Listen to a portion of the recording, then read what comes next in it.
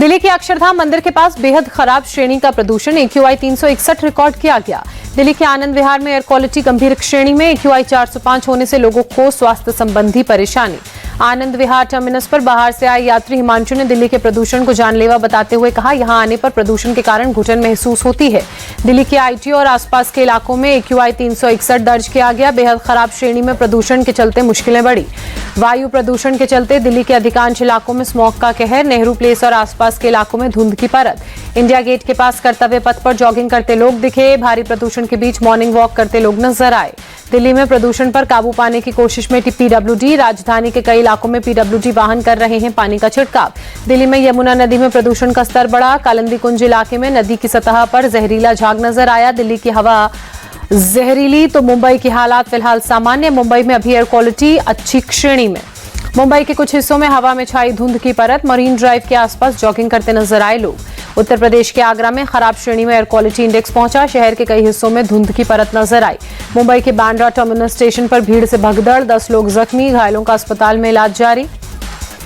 Train में चढ़ने की जल्दबाजी में भगदड़ मची। मुंबई में गोरखपुर मुंबई से जा रही थी ट्रेन। करीब 3 बजे हुआ हादसा। 2 घायलों को अस्पताल से डिस्चार्ज किया गया। भगदड़ के बाद बांद्रा टर्मिनस के प्लेटफॉर्म के नीचे यात्रियों के जूते चप्पल नजर आए। दिवाली और छठ के कारण ट्रेनों में लोगों की भीड़ बढ़ी। कानपुर में लापता महिला की हत्या का राज खुला। DM आवास परिसर में महिला का कंकाल बरामद। अपहरण के बाद की गई थी महिला की हत्या। कानपुर में 4 महीने पहले हुई थी महिला की हत्या। जिम ट्रेनर पर महिला की हत्या का आरोप। पंजाब पुलिस को मिली बड़ी कामयाबी। 2 तस्करों सहित भारी मात्रा में ड्रग्स और हथियार किए बरामद। पंजाब में अब तक की सबसे ज्यादा मात्रा में हेरोइन बरामदगी हुई। एक साथ 105 किलो हेरोइन बरामद। विदेशी ड्रग तस्कर नवप्रीत सिंह उर्फ नव भुल्लर के 2 साथी भी गिरफ्तार। लखनऊ के चिन्हट थाने में युवक की मौत। परिजनों ने थाने में हंगामा किया। मृतक की मां की शिकायत पर केस दर्ज। महाराष्ट्र में टिकट को लेकर महाविकास अघाड़ी में खटपट। समाजवादी पार्टी वाली 2 सीटों पर कांग्रेस ने भी उतारे अपने उम्मीदवार। कांग्रेस ने भिवंडी वेस्ट से दयानंद मोतीराम और मालेगांव सेंट्रल से एजाज बेग को उम्मीदवार बनाया। दोनों सीटों पर समाजवादी पार्टी पहले ही उतार चुकी है अपने उम्मीदवार। सपा नेता अबू आजमी ने MBA के नेताओं को अल्टीमेटम दिया। अगर मन के मुताबिक 5 सीटें नहीं दी तो 25 सीटों पर अपने कैंडिडेट खड़े करेगी समाजवादी पार्टी। महाराष्ट्र विधानसभा चुनाव के लिए कांग्रेस ने तीसरी सूची जारी की। 16 उम्मीदवारों के नामों का ऐलान किया। कांग्रेस ने पहली सूची में 48 उम्मीदवारों के नाम शामिल किए। अभी तक 71 उम्मीदवारों की कुल सूची हो चुकी है शामिल। अंधेरी वेस्ट से कांग्रेस उम्मीदवार सचिन सावंत ने बांद्रा ईस्ट से टिकट की मांग की। वो सीट शिवसेना उद्धव गुट के हिस्से गई। महाराष्ट्र विधानसभा चुनाव के लिए बीजेपी की दूसरी सूची आई। 22 उम्मीदवारों के नामों का ऐलान। बीजेपी अभी तक 121 उम्मीदवारों की सूची कर चुकी है जारी। पहली लिस्ट में 99 उम्मीदवारों के नाम थे शामिल। मुख्यमंत्री योगी के बटेंगे तो कटेंगे वाले बयान पर संघ का समर्थन।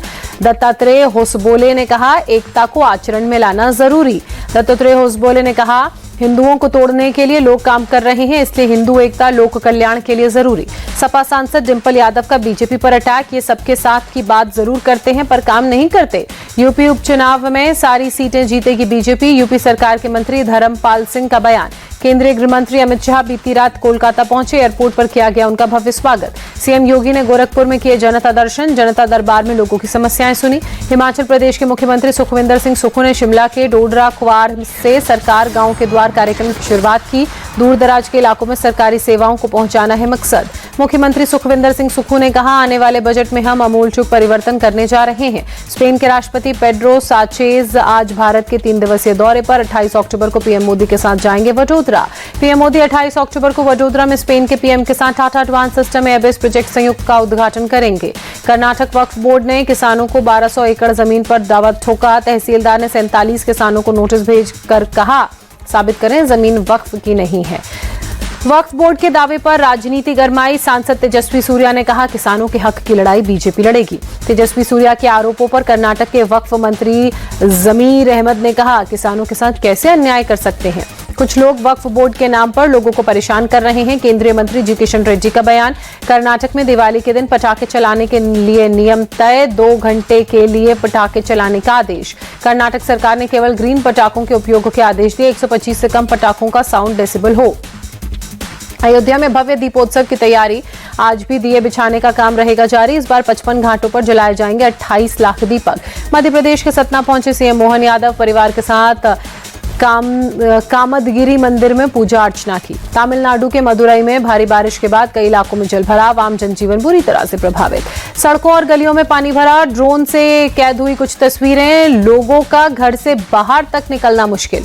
पंजाब के मोगा में फिरोजपुर राज्य मार्ग पर किसानों का विरोध प्रदर्शन जारी, धान खरीद सहित विभिन्न मांगों को लेकर राज्य सरकार के खिलाफ प्रदर्शन। गुजरात एटीएस की बड़ी कामयाबी, पोरबंदर से पंकज कोटिया नाम का एक शख्स गिरफ्तार, पाकिस्तानी महिला को साझा करता था संवेदनशील जानकारी।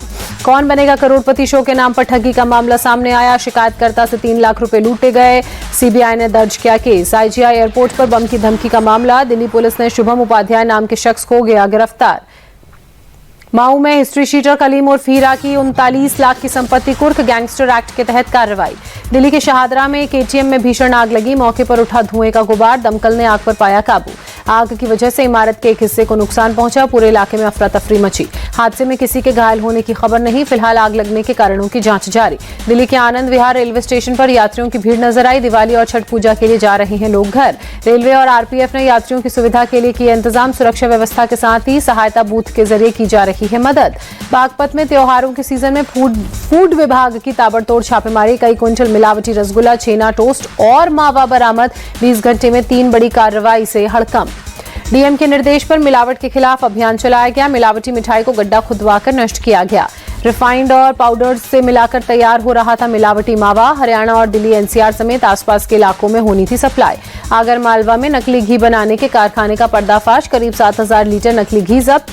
जिला खाद्य विभाग, राजस्व और पुलिस का ज्वाइंट एक्शन, नकली घी को बड़े ब्रांड के नाम से पैक कर बेचा जा रहा था।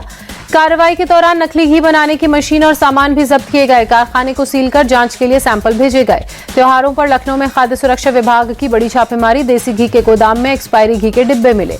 मुंबई में फियरलेस मिडनाइट रन का आयोजन, कई महिलाओं ने आधी रात को घर से बाहर निकलकर शिरकत की।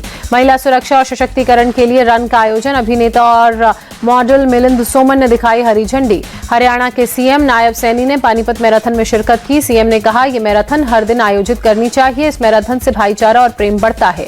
गोवा के मीरामार बीच पर आयरनमैन 70.3 रिले का चौथा एडिशन, बीजेपी सांसद तेजस्वी सूर्या, गोवा के मंत्री गोविंद गावड़े और टेनिस खिलाड़ी लिएंडर पेस ने दिखाई हरी झंडी। बीजेपी सांसद तेजस्वी सूर्या ने कहा, आयरनमैन एक अंतर्राष्ट्रीय ट्रायलथन इवेंट है, इसमें तैराकी, साइकिलिंग और रनिंग इवेंट शामिल हैं। पूर्व भारतीय टेनिस खिलाड़ी लिएंडर पेस ने आयरनमैन 70.3 जैसे आयोजन को देश के लिए महत्वपूर्ण बताया, कहा यहां दुनिया भर के एथलीट्स को देखना बहुत प्रेरणादायक। न्यूजीलैंड ने 69 साल बाद भारत में टेस्ट सीरीज जीती। भारत 12 साल बाद घर में हारा टेस्ट सीरीज, 3 मैचों की सीरीज में न्यूजीलैंड 2-0 से आगे। भारत को लगातार 18 टेस्ट सीरीज जीतने के बाद मिली हार, भारत के नाम लगातार सबसे अधिक टेस्ट सीरीज का रिकॉर्ड। ऑस्ट्रेलिया 10 टेस्ट सीरीज जीत दूसरे नंबर पर काबिज। न्यूजीलैंड ने भारत को 359 रनों का दिया था टारगेट। टीम इंडिया 245 रन बनाकर ऑल आउट हुई, 113 रनों से जीता न्यूजीलैंड। भारत की तरफ से यशस्वी जायसवाल ने खेली 77 रनों की पारी, रविंद्र जडेजा ने 42 रन बनाए, शुभमन गिल ने 23 रन बनाए। रोहित शर्मा और विराट कोहली का बल्ला पहली बार की तरह दूसरी पारी में भी रहा खामोश, रोहित ने 9 रन तो कोहली ने 17 रन बनाए। न्यूजीलैंड के स्पिनर मिचेल सैंटनर के आगे भारतीय बल्लेबाजों को सरेंडर करना पड़ा। सैंटनर ने दूसरी पारी में 6 विकेट चटके, एजाज पटेल को 2, फिलिप को 1 विकेट मिला। न्यूजीलैंड की टीम दूसरी पारी में 255 रन बनाकर हुई ऑल आउट। तीसरे दिन ब्लंडेल ने 41 तो ग्लेन फिलिप ने 48 रन बनाए। भारत की तरफ से वॉशिंगटन सुंदर ने 4 विकेट चटके, रविंद्र जडेजा को 3 और अश्विन को 2 विकेट मिले। टेस्ट सीरीज हार के बाद कप्तान रोहित शर्मा ने गेंदबाजी और बल्लेबाजी को ठहराया हार के लिए जिम्मेदार, कहा खेल के हर विभाग में न्यूजीलैंड ने हमसे बढ़िया प्रदर्शन किया, बढ़िया क्रिकेट खेला, हम कुछ खास मौकों का फायदा उठाने में विफल रहे। रोहित शर्मा ने कहा, हमने बोर्ड पर संतोषजनक रन नहीं लगाए, जीतने के लिए 20 विकेट के साथ साथ रन बनाना भी जरूरी होता है। भारत से पहली बार टेस्ट सीरीज जीत के बाद न्यूजीलैंड के कप्तान टॉम लैथम ने बयान देते हुए कहा, भारत के खिलाफ हावी होकर खेलना और टॉस की भूमिका जीत में अहम रही। सीरीज हार के बाद भी भारत का वर्ल्ड टेस्ट चैंपियनशिप के फाइनल में पहुंचने का सपना और संभावना दोनों बरकरार। भारत को अब 6 मैचों में से 4 मैचों में करनी होगी जीत दर्ज। हालांकि भारत अंक तालिका में सबसे ज्यादा अंकों के साथ टॉप पर काबिज। मैच में 13 विकेट लेने वाले मिचेल सैंटनर बने player of the match. Santner ने पहली पारी में 7 तो दूसरी पारी में 6 खिलाड़ियों को पवेलियन चलता किया। रविचंद्रन अश्विन टेस्ट में सबसे अधिक बार खिलाड़ियों को शून्य पर आउट करने वाले भारतीय बने।